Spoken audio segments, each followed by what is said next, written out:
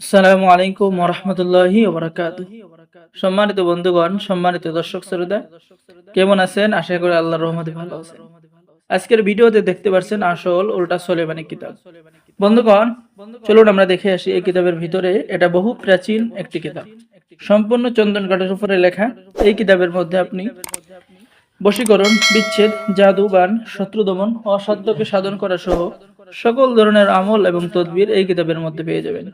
এবং এই কিতাব দ্বারা সকলে কাজ করতে পারবেন, সকলকে অনুমতি দেওয়া হবে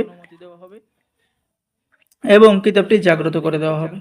কিতাবের মধ্যে পেয়ে যাচ্ছেন শত্রুর উপরে ভূত চালানি, 24 ঘন্টার মধ্যে পাগল করার তাবিজ, জিন চালান দেওয়ার তাবিজ, শত্রুর ঘরে কড়ি চালান দিয়ে শত্রুকে ধ্বংস করার আমল এবং তাবিজ।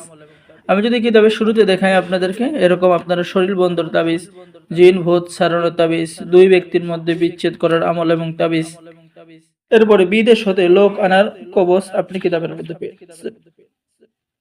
বিবাহিত নারী বশীকরণ, আপনি যে কাউকে যে কোনো বিবাহিত নারী বশীকরণ করতে পারবেন। শরীর বন্ধ করার তাবিজ, বদ জিন চালন করে যে কোনো ব্যক্তিকে আপনার শত্রুকে পাগল করে দেওয়ার তাবিজ। বেদবান মারার কবচ, যে কোনো লোক হাজির করার কবচ। মাটির নিচের জিনের আসরের তদবির, জিনের আসর নষ্ট করার তদবির। এরপরে বন্ধুগণ, আপনি পেয়ে যাচ্ছেন হাইয়েস খুলিবার আমল এবং তদবির, জিন্নাত ছাড়ানোর আমল এবং তদবির। ঠিক আছে। এরপরে বন্ধুগণ, আপনি দেখতে পাচ্ছেন যে কোনো দেওয়া ছাড়ানোর আমল এবং কবচ, ঘর বাড়ি বন্ধ করার আমল এবং কবচ।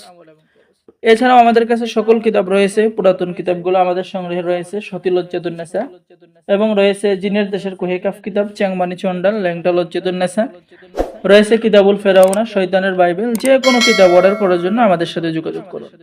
কিতাব অর্ডার করার নিয়ম: আপনার নাম, ঠিকানা, মোবাইল নাম্বার এবং অর্ডার কনফার্ম করার জন্য অগ্রিম 200 টাকা দিতে হবে। বাকি সমস্ত টাকা আপনি কিতাব হাতে পেয়ে দেবেন। ঠিক আছে। তো বন্ধুগণ, সকলে ভালো থাকেন। অরিজিনাল কিতাবগুলো অর্ডার করার জন্য আমাদের সাথে যোগাযোগ করুন।